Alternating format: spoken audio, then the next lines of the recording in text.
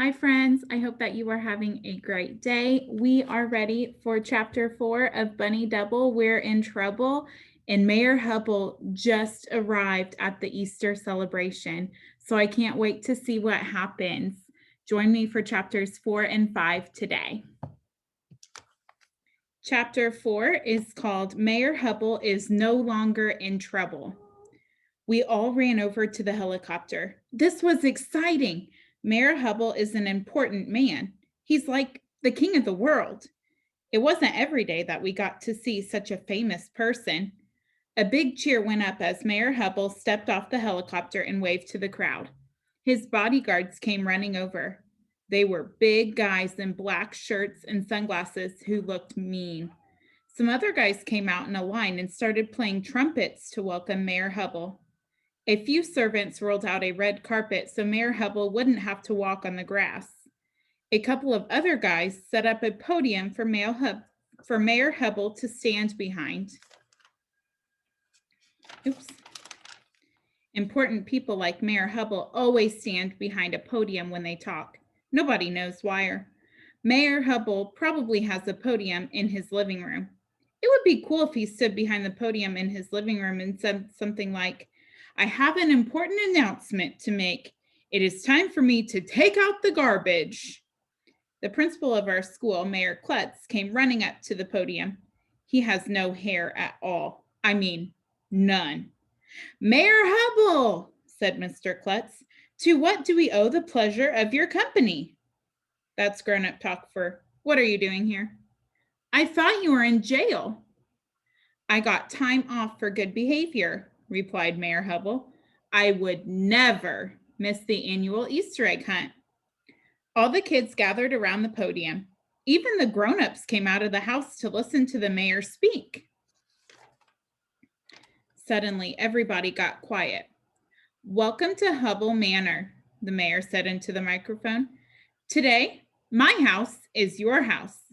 This is the people's house." "Hooray for Mayor Hubble!" somebody shouted. And we all had to do that hip, hip, hooray thing. Mayor Hubble took a sheet of paper out of his jacket and started to read his speech. "Friends, families, students, teachers, and parents," he said. "What a wonderful day this is. Spring is in the air. Every year at this time, blah, blah, blah, blah, Easter, blah, blah, blah, blah, renewal of life, blah, blah, blah, blah, blah, flowers pushing up through the frosty ground, blah, blah, blah. What a snooze fest." He went on like that for about 1,100,000 hours. I had no idea what he was talking about. My shirt was itchy, my tie was choking me. I thought I was going to die. All I could think about was when Mayor Hubble would stop talking so we could go eat some peeps. Chapter 5, The Little Monsters. Everybody cheered when Mayor Hubble finished his speech. I wasn't sure if they were cheering because it was such a good speech or because it was over. Some guys rolled the red carpet back up and took away the podium. "And now," said Mayor Hubble, "I would like to introduce our hostess for the day, my lovely wife, Bubbles."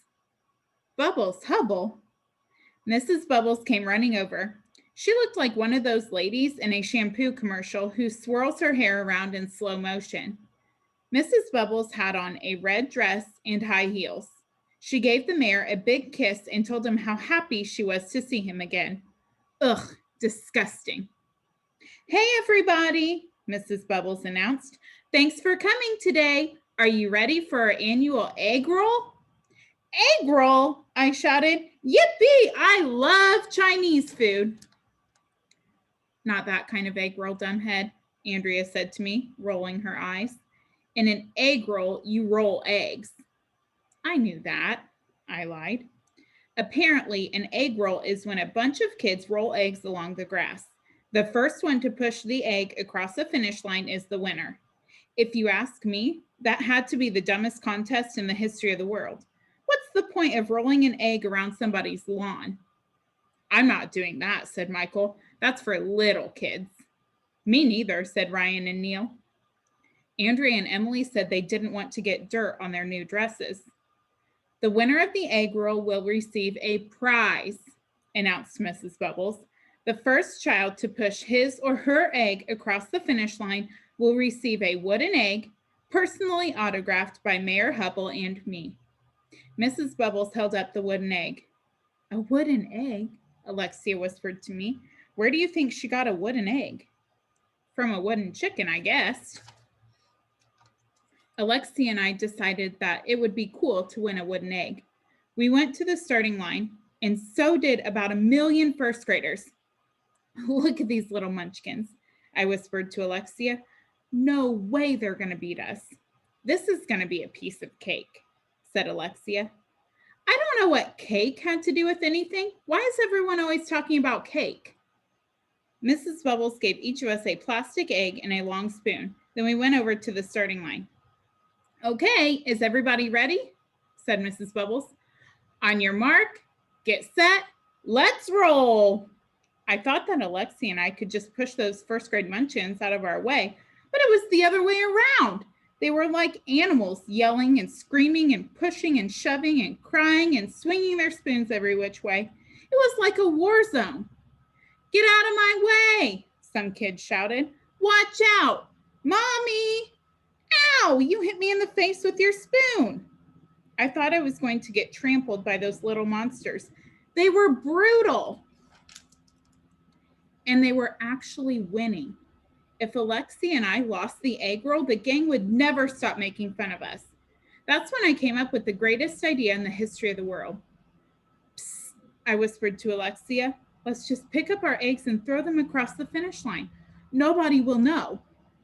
You should get the Nobel Prize for that idea, Alexia whispered back. I bent down to pick up my egg, but before I could get it, one of those first grade munchkin girls stomped on it. Crack! My egg was all over the grass in a bunch of pieces. Hey, kid, I shouted, you busted my egg. But that munchkin didn't care. She was long gone, and some other little boy monster stomped on Alexia's egg and smashed it. He ended up winning the wooden egg. After the egg roll was over, Michael and Ryan made fun of us for letting a bunch of first graders beat us. I thought Mrs. Bubbles might give us some peeps for participating in the egg roll, but she didn't. Maybe there's a peep shortage, Alexia told me. Yeah, maybe they have to conserve the peeps, Ryan said, so there will still be peeps left in 100 years for our children and future generations to eat. The peeps would be stale by then, said Neil. Stale peeps are better than no peeps, said Michael. Can't they just make more peeps? I asked. Okay, kids, said Mrs. Bubble. Let's all go inside the house. All right, finally, it was peeps time. All right, so tomorrow we will continue reading Bunny Double, We're in Trouble.